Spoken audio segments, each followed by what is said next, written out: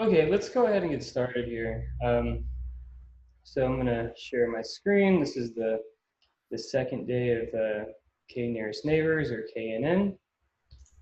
Okay, so here we go.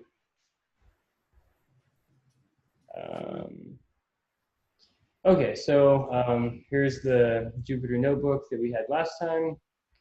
So I've cleared out all my outputs. I apologize for this taking a little bit of time. I'm just gonna walk through everything that we're doing. So we're going to use our data sets just to access the iris data set, plots to visualize our data, and CSV to read in a CSV file called movies recommendation that's posted under course content. So while this is running, make sure that to put this data set in your current working directory. So just go over here, go to data sets, grab this guy, and put it in whatever location you are. Whichever directory that you're in, so that we can access it. Okay. And just to recall here, we're reading in the iris data set. We're here, X data is going to be our measurements, Y data is going to be our labels. So we look at the first 30 Setosa flowers, leaving out 20 as our test data.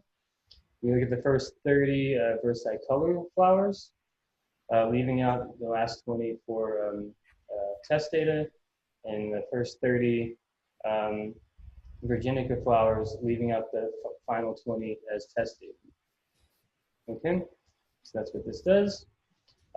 So this has created our X data and our Y data by running this, this cell here. Here, we initialize an empty plot with the appropriate labels on the x-axis, the y-axis, and the z-axis with a title. And then here we plot the Setosa points, giving them the color light blue. Here we plot the versicolor data points, giving them the color light yellow. And then here we plot the Virginica with color light green. First time you run this, it's going to take 30 seconds or so for it to run. As typical when using Julia, the first time you call a function from one of the libraries that you import, it takes a moment for it to run. And so, I have a question with that.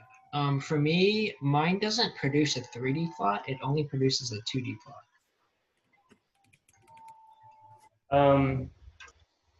When you make your, so like, let me just insert a cell here.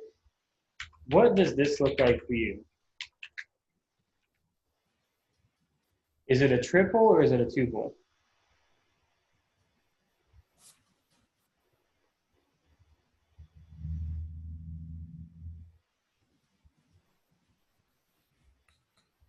It's the same thing as you have.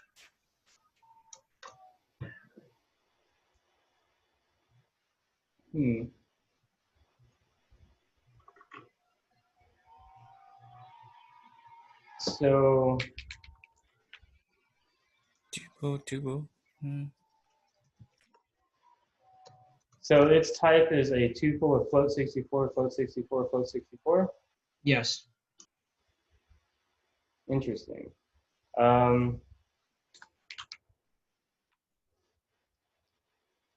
And each of the points in there is of type, so like if you do like,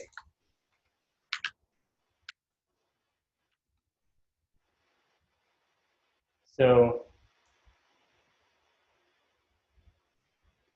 if you do this, do you get the same output? Yes. And then what about that? The same thing. So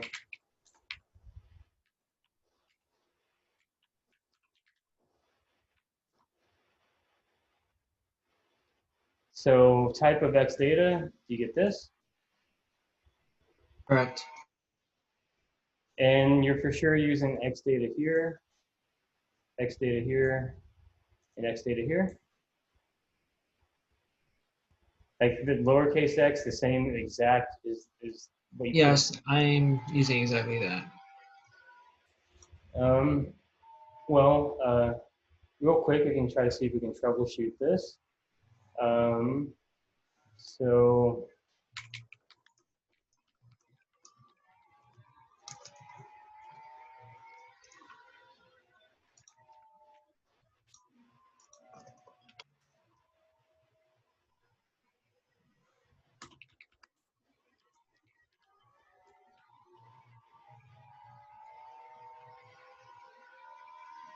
what version of Julia are you using?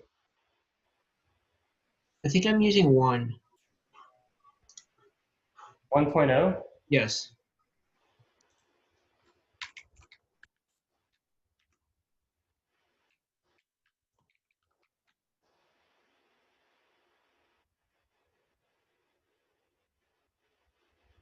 So I even took your copy of the code on GitHub and I tried running it, and even that produced a 2D plot for me.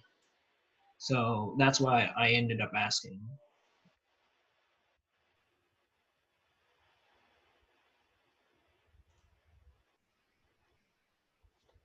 So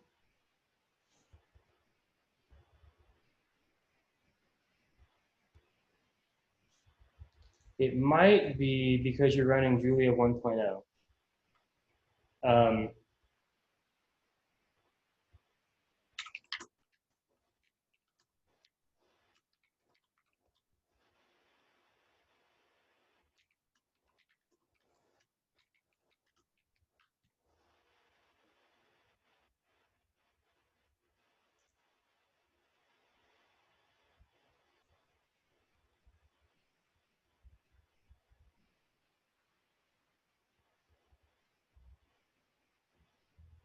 So you ran my code and it was two-dimensional even when it was mine. So it's interesting.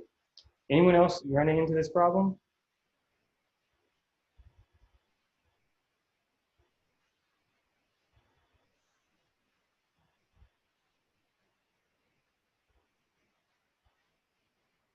Hmm.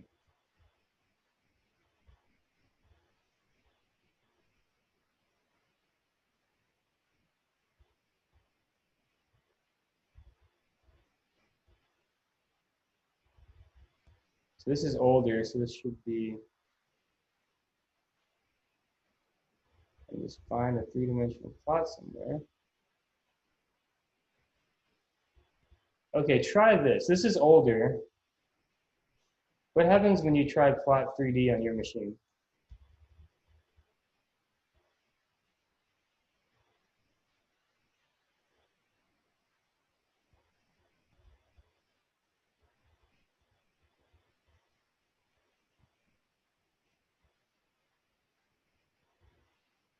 Does it work? I'm still is it okay if we do this? Yeah, we can do this later. I just wanted, I think it's actually beneficial to have a little bit of this during class time because a lot of you are going to run into errors. How do you fix these problems? If you've ever known an actual professional data scientist or developer, I'd say like a quarter of their time is looking at problems on Google and trying to find the answer. So I would try that right now. I'll move on for now, but if you're still having a problem after that, we'll take a look at it. But it honestly might be that you're using Julia 1.05, and what you might need to do is open up Julia um, and do something like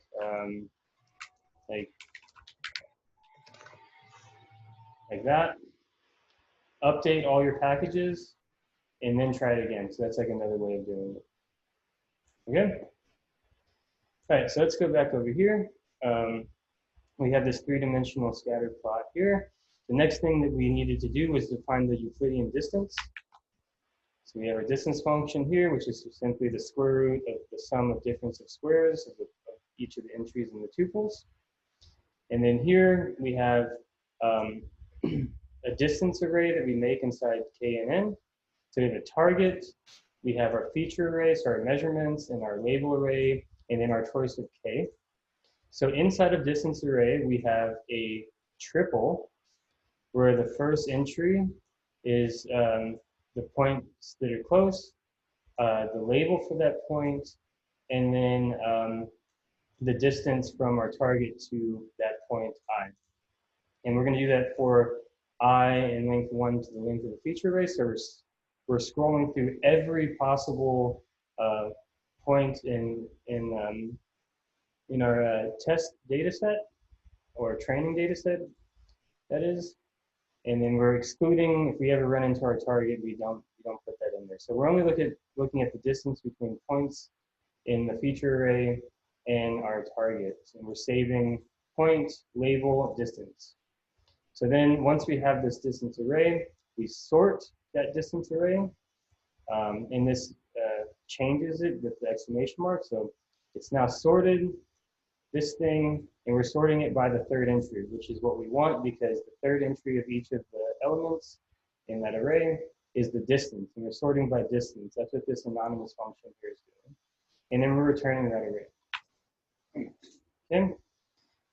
Just to make life easier on us, instead of putting in this entire triple N to test on, I wrote a function here, test point. It looks at the ith entry of our data set. Sepal length, sepal width, petal length. Okay. Okay, so then here we have a show neighbors function. It's just a fancy way of looking at the neighbors that are close. So we just print stuff, and then we have our target points, which is what we put in, our ith point, right there. So test point I, which is the triple up there. And then we look at its species by calling this, the iris.species I. And then we print our value for k, print a line. And then we do test, which returns the k closest points to our test point, given our x data and our y data. Okay. And actually, I don't like that this is how this is referencing things outside of the function, so I'm going to change this real fast. And I'm going to say, what did I use up here? I used feature array, label array. So feature array, label array. And then down here, I'm going to change this to feature array just to stay consistent with what I was doing earlier and keeping everything tightly knit into each function. Label array. Okay, so throwing those into KNN, which returns an array of triples, where in each triple, the first entry is the point location in space. The second entry of that triple is a point label, and the third entry is the distance. Okay, and then we print out a little white space to make it look nice, put a line, another white space. And then here, we do the same thing as we did above. This is exactly what we did above to get that picture. Plotting the setosas, the colors, and the virginica. But here, I changed something here. So this plots the test point that we chose as a color red and have a label test point. So now we're going to see the point that we're comparing to, or we're trying to figure out what its label is here. Okay.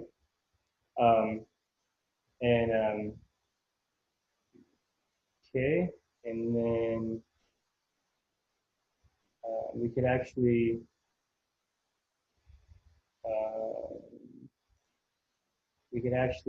maybe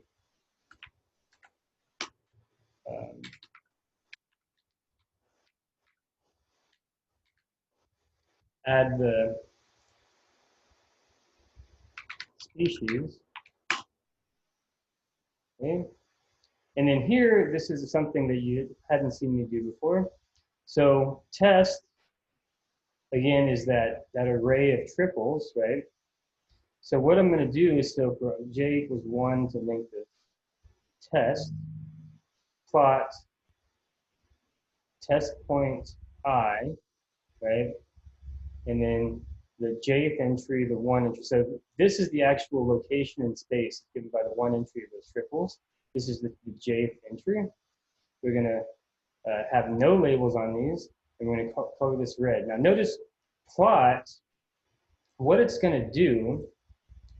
So this is our test point, right?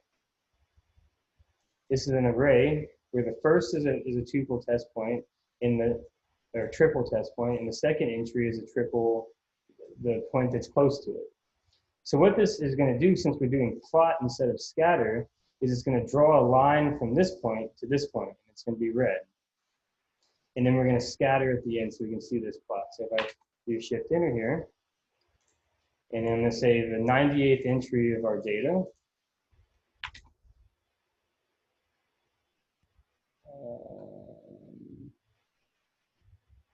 Oh, show neighbors. Each array label array. Where is it? Oh, I forgot. I added feature array and label array. So now I have to do here, give it the data that we're looking at. That'll work. Get this. I think maybe this is. I was throwing it off.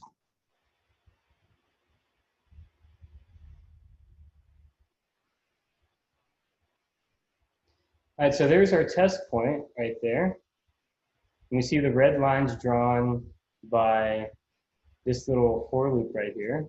Line, line, line between the test point and the points that you're close to.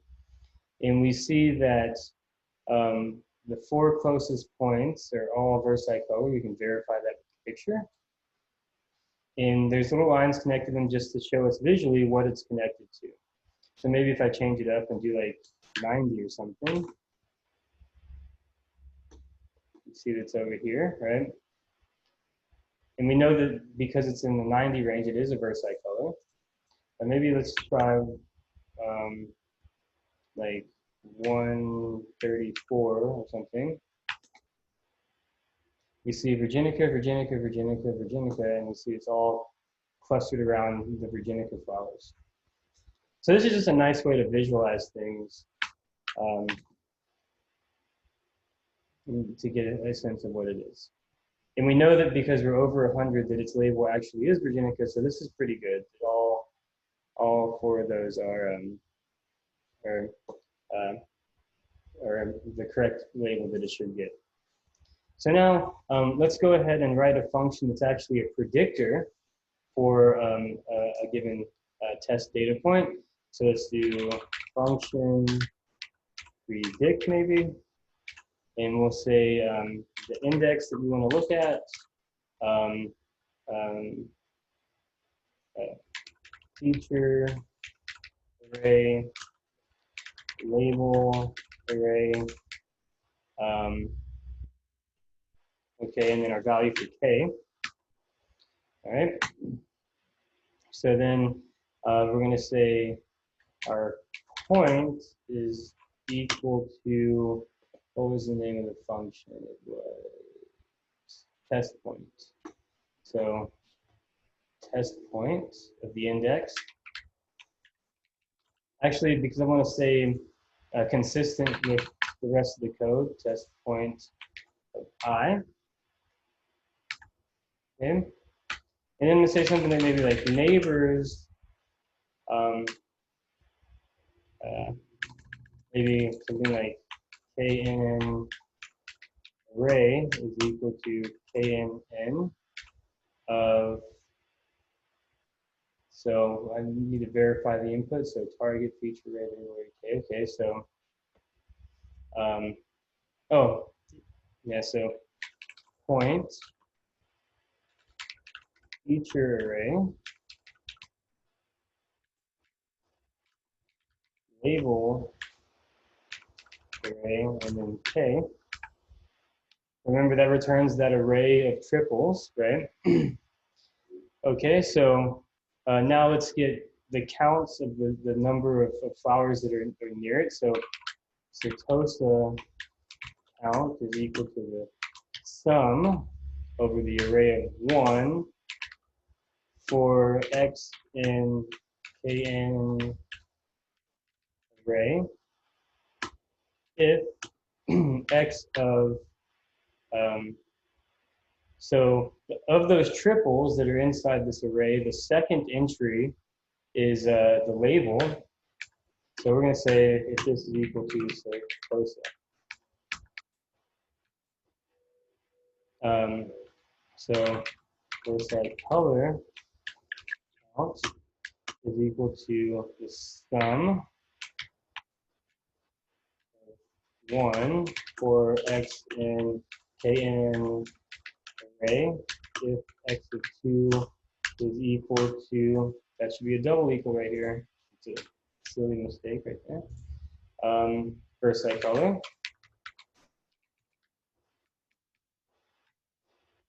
And then we want the Virginica count.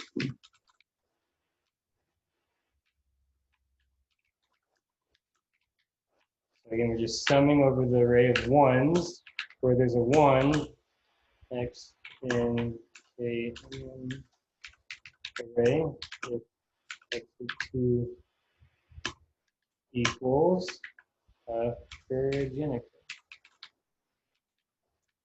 So we're just getting counts of how many times these things appear. Okay, and then so how can we do this? We want to predict the largest one of these. Let me think of a good way to do that. Maybe we could make an array of something like this, like, oh, I know what I can do. I can say count array is equal to COSA, comma, COSA count. First color. These are tuples I'm making.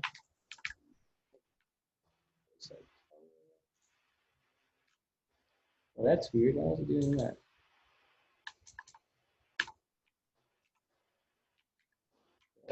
Looks like color, and then looks like color count,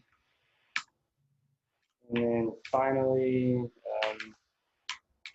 Virginica here,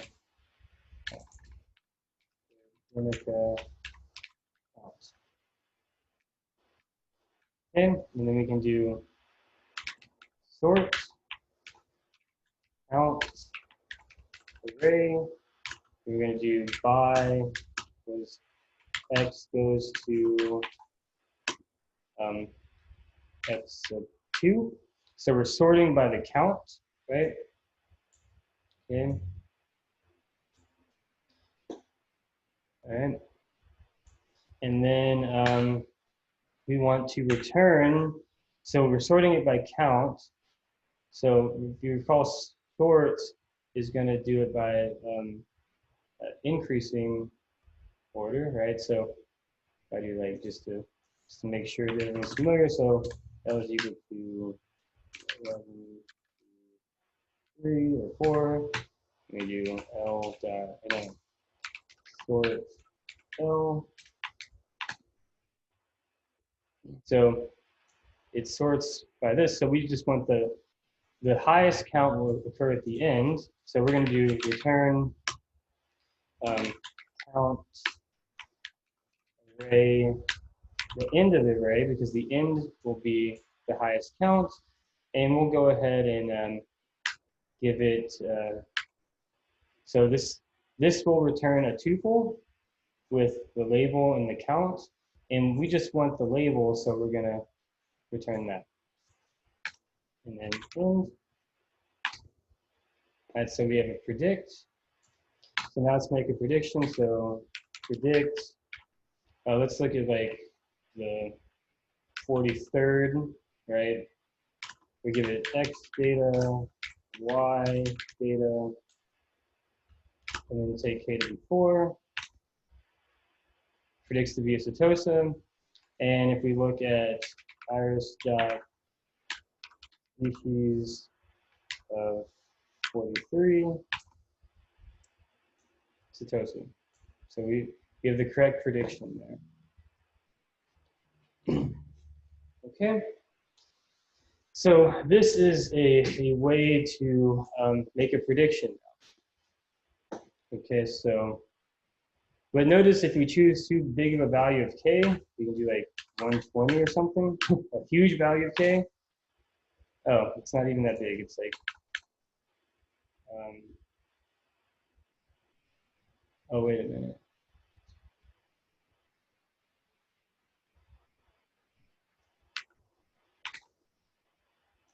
We will get an error. It seems to be working well. Let's do like 143 Virginica, 143 Virginica. And we see that even for the data that we're not using, because this is a data point that we excluded, we still are able to predict the species. Okay. Okay. So now let's look to another application of K-nearest neighbors to recommender systems. So hopefully everyone has this movie recommendation CSV file in their current working directory.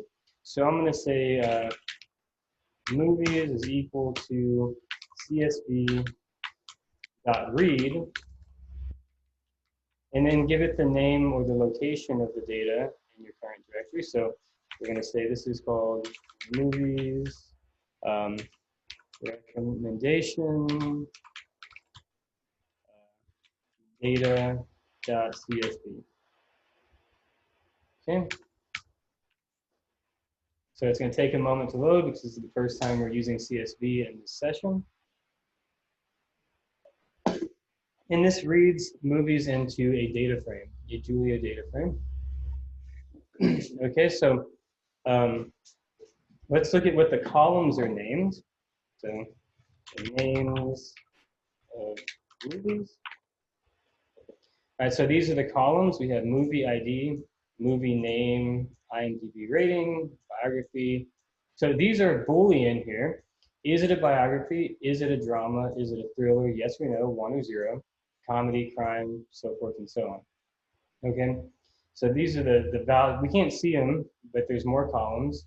So we have name, IMDb rating, biography, drama, thriller, so forth and so on. So imagine we're scrolling through Netflix or something and we see a movie that we haven't seen before and we're like, should we watch it? Would it be interesting? And we want to design a system that will tell us movies that are similar to the movie that we're looking at. Now we can imagine this as a K-nearest neighbors problem because in, so how many entries are there? There's, so numeric entries 1, 2, 3, 4, 5, 6, 7, 8, 9. So each of these movies here has a numeric tuple, a 9-entry tuple that puts it in 9-dimensional space. So if we look at, I don't know, the Avengers here, right? In 9-dimensional space, given by these triples over here, the Avengers is going to be close to some other movies, which are similar to the Avengers, right? Like you might have like thriller, and you want to know that other movies that are thriller that are close to it with similar ratings, right? So let's go ahead and do this. So we need to make our data now. So we're going to say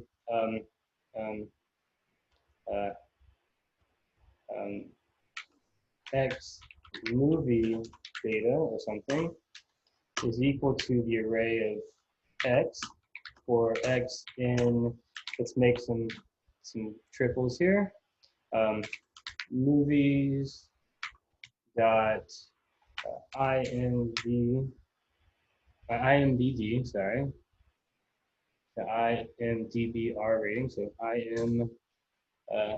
IMDb rating. Okay. And then let's look at movies dot biography.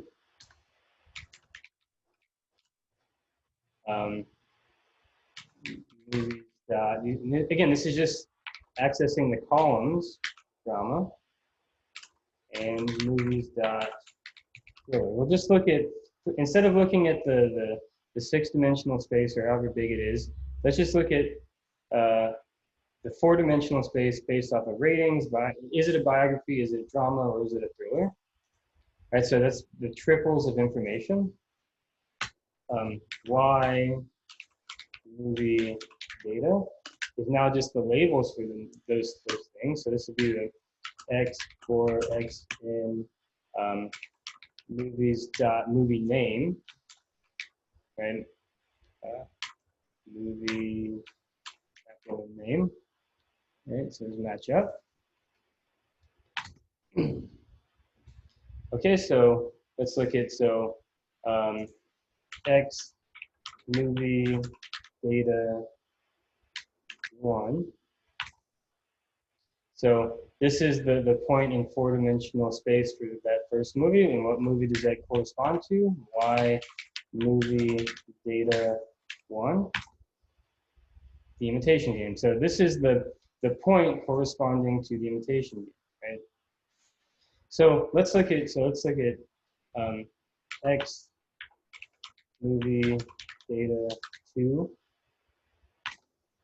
So that's that, and let's look at Y movie data 2.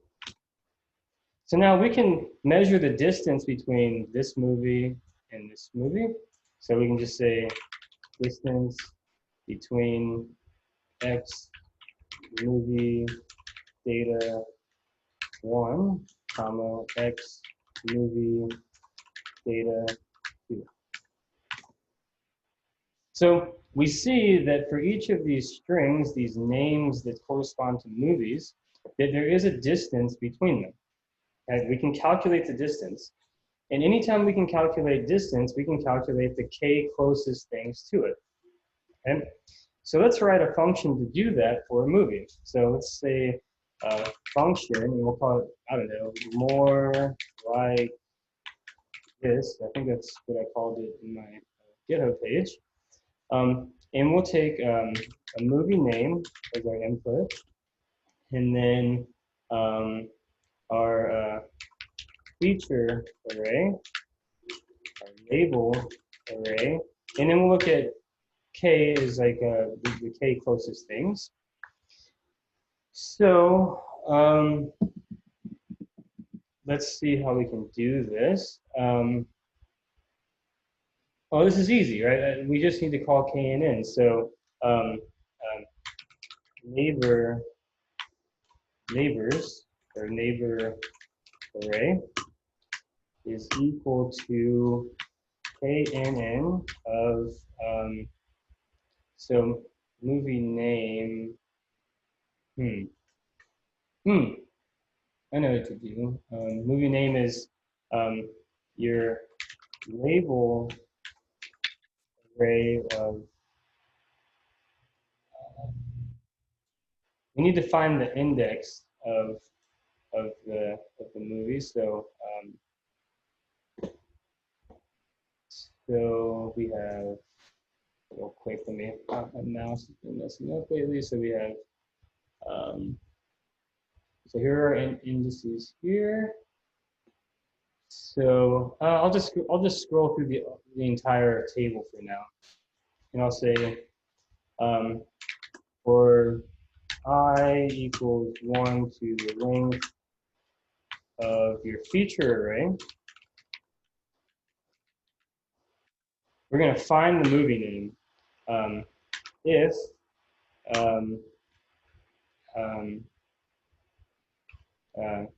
your label array of I is equal to your movie name. So if that's true, then we found the movie, right? And now we just want to say neighbor array is equal to KNN of feature array I, label array. So that's our points, and then we have our feature array, our label array, and then K. So I need to make sure that KNN takes this input. So I'm going to scroll back up here. So KNN target feature array. Okay. So it's exactly what we need. Okay, so there. So that will capture all of those things. And then we can say um, for X in neighbor array, print line, say, oh no, I know what I can do. So for j equals 1 to the length of neighbor array, print line, so put that j in there, and then say something like,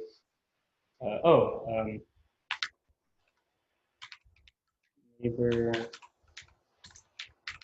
array of j, and then the labels, if we look back at the triples, the second there,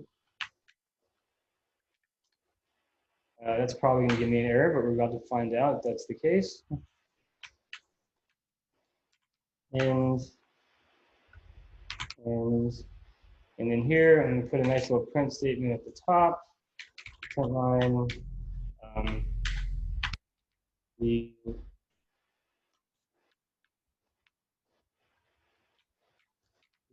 are the top A similar movies. And then print line, maybe do like a nice little line here. Okay.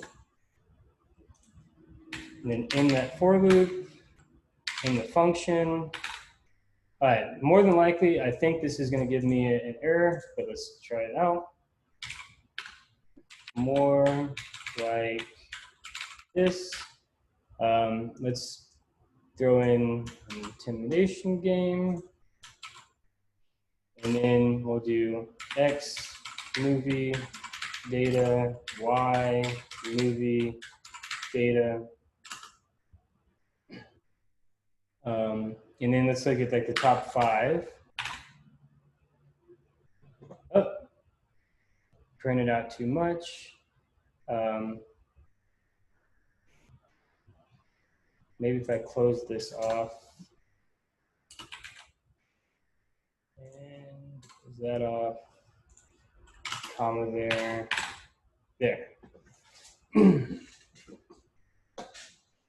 Okay, so the intimidation game, if we'd never watched that before, the top 5 movies that are similar to it are here. So if we like these movies, then maybe we should watch this. So let's try it, just like with another one, I don't know. Let's look at Good Will Hunting.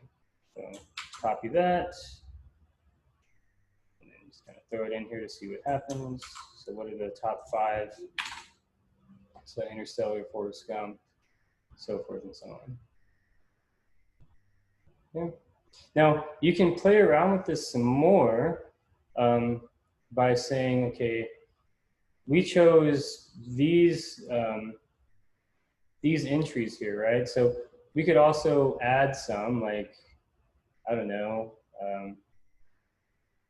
mystery or something. Like I can come in here and do movies.mystery. So I just added another entry to there.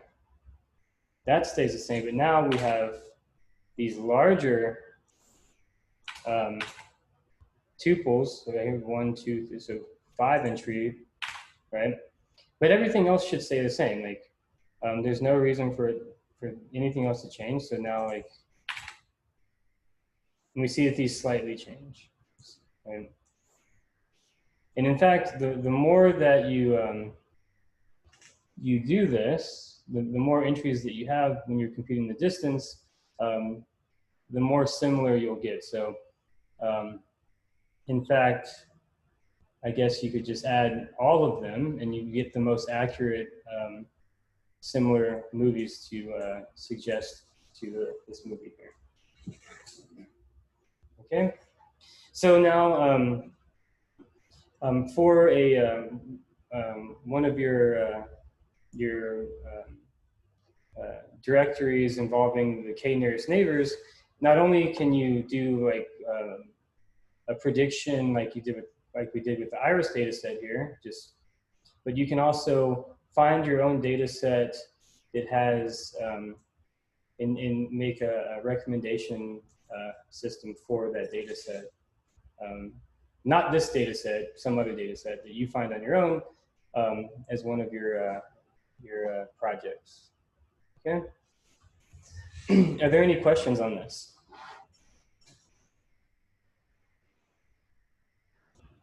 Any questions at all?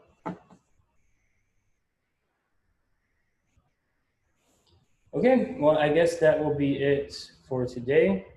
Next time we will pick up on linear regression. Okay, everyone stay safe. Don't drive in high water.